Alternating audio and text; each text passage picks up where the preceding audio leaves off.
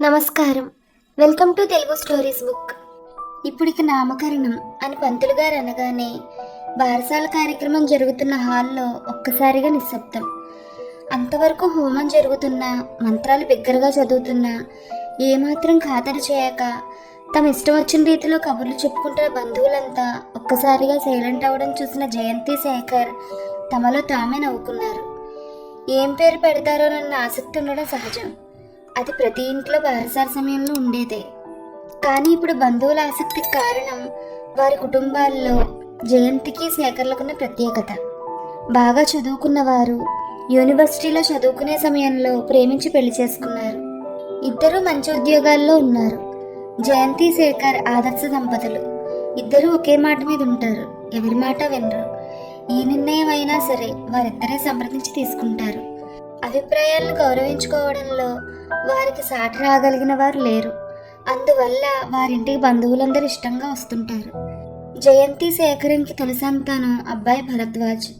వాడికి ఇంకా 2వ ఏడు నిండలేదు. ఇప్పుడు అమ్మాయి పాప జయంతి ఒళ్ళో ఉంది. బియ్యం పోసిన వెండి పళ్ళెం, బంగారు పొంగరం శేఖర్ చేతికిచ్చి మీరు అనుకున్న పేరు రాయండి అన్నారు పంతులు గారు. శేఖరం జయంతి వైపు చూశాడు. అదేమిట్రా పేరు అమ్మాయిని అడుగుతావు అంది శేఖరం తల్లి ఆదిలక్ష్మి. తన కొడుకు అన్నింటికి కోడల మాట వింటాడన్న కోపం ఆమెది. అదంతేనమ్మా, అబ్బాయి పుడితే పేరెంపిక నాది, అమ్మాయి పుడితే పేరు పెట్టడం జయ ఇష్టం అన్నది మా ఒప్పందం అని శేఖర్ అనేసరికి జయముఖంలో గర్వం, ఆనందం. అలా తమ మొగుళ్ళు విలువివ్వరని చెవులు కురుక్కున్నారు అక్కడికి వచ్చిన వారు. పేరుకు ప్రత్యేకంగా ఆలోచన ఎందుకండి, మీ అమ్మగారి పేరు మన అమ్మాయి పేరు అని జయంతి అనేసరికి ఒక్కసారిగా శేఖర్తో పాటు అందరి ముఖాల్లో ఆశ్చర్యం. తన పేరు పెడుతున్నారన్న ఆనందం కన్నా ఆదిలక్ష్మి గారి ముఖంలో ఆశ్చర్యమే అధికం. తాము వింటున్నది నిజమేనా అని గిల్లుకుని చూసుకున్నవారు ఆ హాల్లో లేకపోలేదు. అందుకు కారణం లేకపోలేదు. కొడుకు పెళ్లి తాను చెప్పినట్టు జరగాలన్నది ఆదిలక్ష్మి గారి ఆలోచన. కానీ శేఖరం తాను జయంతిని ప్రేమించానని చెప్పాడు. నిజానికి జయంతిని కాదనడానికి ఒక కారణం కూడా లేదు. అయినా తన మాట నెగ్గలేదన్న కోపంతో ఆదిలక్ష్మి కోడల్ని మనస్ఫూర్తిగా స్వాగతించలేదు. అంటీ ముట్టినట్టుగా ఉండిపోయింది వారి బంధం. కొడుకింటికి వచ్చి ఉండాలన్న కోరిక ఆదిలక్ష్మిలో లేదు. అత్తగారు వచ్చి తన సేవలు అందుకుంటే బాగుండన్న ఆలోచన జయంతికి లేదు. మా ఇంటికి ఎందుకు రారు అని జయంతి అడిగితే, మీ ఇద్దరు ఉద్యోగాలకు వెళ్ళిపోతే నేను మీ ఇంట్లో ఒంటరిగా ఉండి కాపలా కాయాలా అని హెచ్చరించేది ఆదిలక్ష్మి. జయంతి కూడా ముక్కుబడిగా పలకరింపులు సందర్భం వచ్చినప్పుడు పెట్టుపోతలు చేస్తుండేది.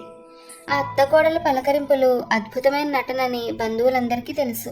అటువంటిది హఠాత్తుగా తన పిల్లకు జయంతి అత్తగారి పేరు పెట్టడం, అందున ఆదిలక్ష్మి అనే పాతకాల పేరు పెట్టడం ఆశ్చర్యం కాకేంటి. నామకరణం తర్వాత సాగే ఇతర కార్యక్రమాలన్నింటిలో శేఖర్ యాంత్రికంగా పాల్గొంటున్నాడే గాని అతని మనసు, ఆలోచనలు భార్య ఇచ్చిన షాక్ మీదే ఉన్నాయి. ఎందుకు ఇలా చేసింది? హఠాత్తుగా అత్తగారి మీద అంత ప్రేమ, గౌరవం ఎందుకు వచ్చింది? ఎంత ఆలోచించినా అర్థం కావడం లేదు. వచ్చిన బంధువులంతా ఎప్పుడు వెళ్ళిపోతారా, జయతో ఏకాంతంగా సమయం ఎప్పుడు వస్తుందా అని ఆతృతగా ఎదురు చూశాడు. ఆ అవకాశం రాత్రి 10 అయితే గాని దొరకలేదు. వీడు నా దగ్గర పడుకోబెట్టుకుంటా లేరా అంటూ బాబుని తీసుకుని తన గదిలోకి వెళ్ళిపోయింది ఆదిలక్ష్మి. పడగదిలోకి వెళ్లి తలుపులు మూసేసరికి అప్పుడే పేరు పెట్టిన ఆదిలక్ష్మిని దగ్గరగా పట్టుకుని పాలిస్తూ పడుకున్న జయంతి ఆమె ముఖంలో చిలిపి నవ్వు కనిపిస్తోంది. ఎందుకలా చేశావని అడుగుదామంటే నోటమాట రావడం లేదు. ఎలా మొదలు పెట్టాలో తెలియక మంచం మీద వాలి భార్య ముఖంలోకి నిట్టూర్పు విడిచాడు. మరీ అంత అమాయకంగా నటించక శేఖర్ అంది జయంతి పాలివ్వడం ముగించి జాకెట్ సర్దుకుంటూ. ఎలా స్పందించాలో అర్థం కాలేదు శేఖర్కి. అదిగో ఆ అమాయకపు చూపులను పడేశాయి. అయినా శేఖర్ ఏమీ మాట్లాడలేదు. ఎలాంటి దాన్ని ఎలా మార్చావో ఒక్కసారి గుర్తు తెచ్చుకో అంది జయంతి. ఇప్పుడు అత్తగారి పేరు పెట్టడానికి తమ యూనివర్సిటీలో సాగిన ప్రేమ వ్యవహారానికి సంబంధం ఏమిటన్నది శేఖర్ సందేహం. మన పెళ్ళై 4 ఏళ్ళు అవ్వలేదు, అప్పుడే 2 పిల్లలు తల్లిని చేశావు, నన్ను ఎలా మార్చింది గుర్తులేదా అని జయంతి ప్రశ్నించేసరికి తమ ప్రేమ కాలంలోకి వెళ్ళిపోయాడు శేఖర్. చదువుకునే రోజుల్లో జయంతి పెంకి పిల్ల అని, మొండి పిల్ల అని పిలిచేవారు. ఏ అబ్బాయిని దగ్గరకు రానిచ్చేది కాదు, మాటలు కలపడానికి అవకాశం ఇచ్చేది కాదు. అసలు పెళ్ళంటేనే మండిపడేది. ఆ పెంకితనమే శేఖర్కి నచ్చింది. అంతటి పెంకమ్మాయిని తన దాన్ని చేసుకోవడం కన్నా కావాల్సిందేముంది అనుకుని తన పరిచయం ముందుకు తీసుకువెళ్ళాడు. అబ్బాయిలంటే సదభిప్రాయం లేని జయంతికి శేఖర్లోని నవ్వు, పరిమితంగా మర్యాదగా మాట్లాడే మాట తీరు నచ్చింది. అబ్బాయిల్లో శేఖర్ ప్రత్యేకం అనుకుంది.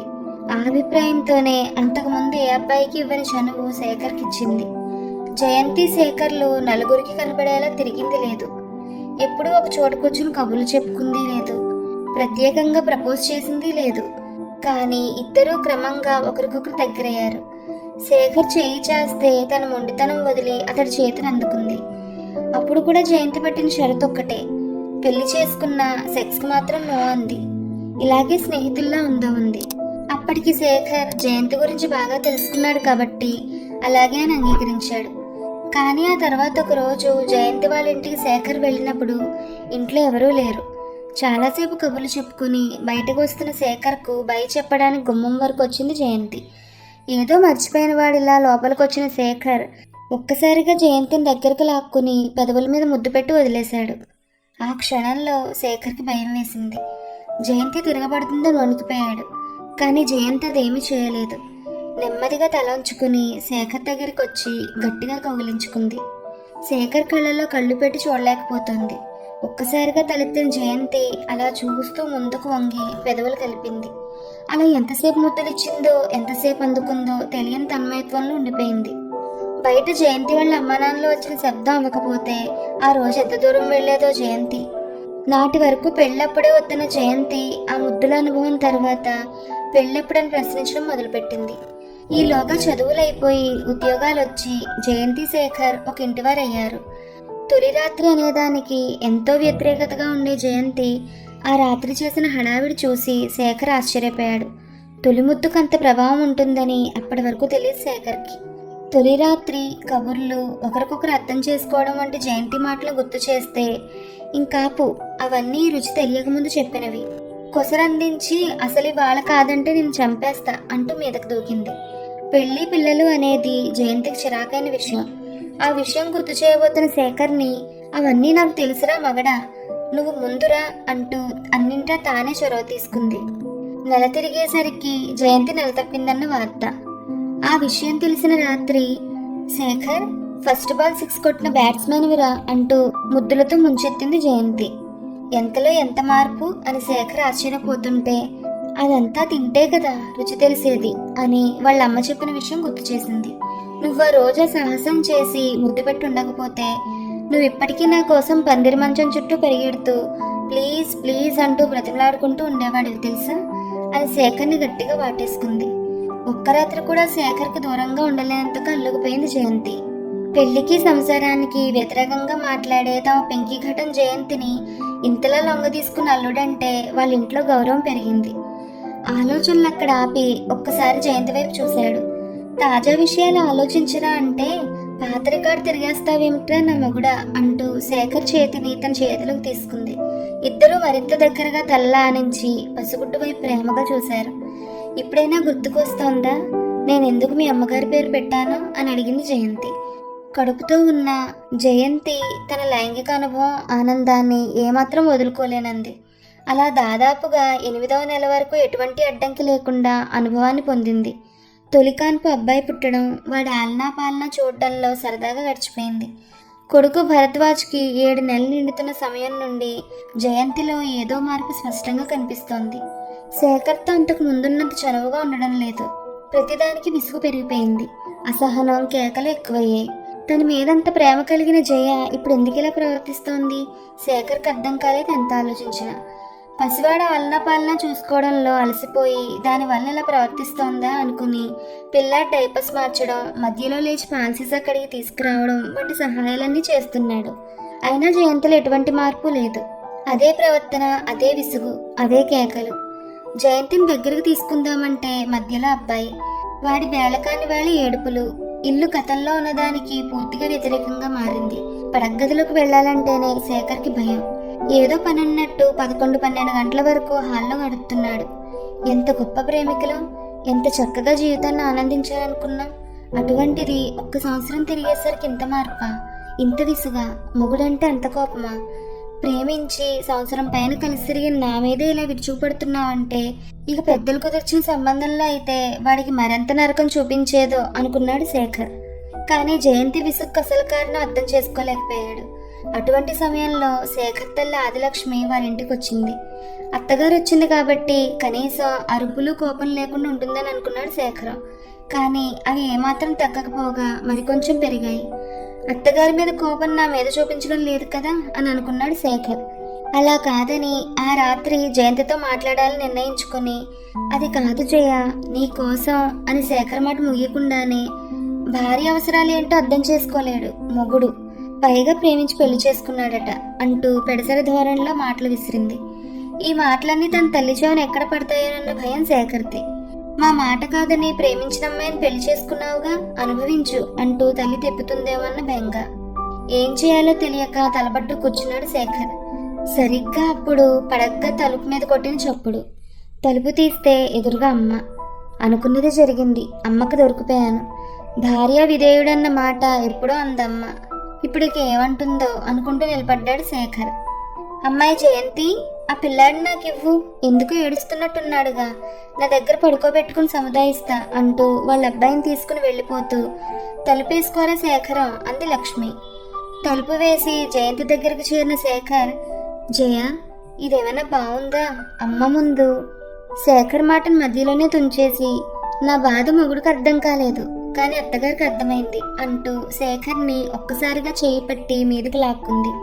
7-8 నెలలుగా జయంతిని తాకని శేఖర్కి ఆ స్పర్శ చాలా కొత్తగా ఉంది.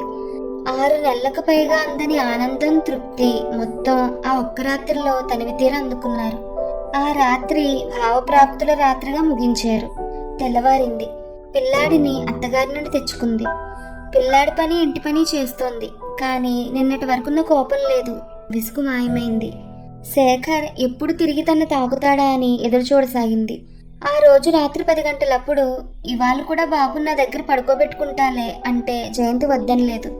మరో సందర్భంలో అయితే నా బాబు నా దగ్గరే ఉండాలనుకునేదేమో.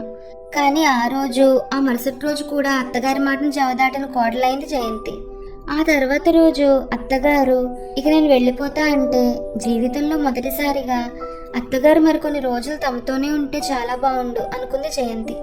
ఇప్పుడు అర్థమైంది శేఖర్కి, జయంతి తమ కూతురికి తన తల్లి పేరు ఎందుకు పెట్టిందో. ఆ రోజు ఆమె అవకాశం ఇచ్చి ఉండకపోతే జయంతి ప్రవర్తన ఎటువైపు మళ్ళేదో కదా అనుకున్నాడు శేఖర్. 3 రోజుల తర్వాత ఊరికి బయలుదేరిన ఆదిలక్ష్మి టాక్సీ ఎక్కి కూర్చుని కోడల్ని పిలిచి, మరో బిడ్డను కనే ఆలోచన ఉంటే నాకు కబురు చేయి జయంతి అని నెమ్మదిగా చెప్పింది. ఆ మాటలు జయంతితో పాటు శేఖర్ కూడా సిగ్గుపడుతూ ఆపుకోలేని నవ్వుతో గబగబా ఇంటి మెట్లు ఎక్కారు. ఈ కథ మీకు నచ్చితే please like, share and subscribe to Telugu stories book. Thank you.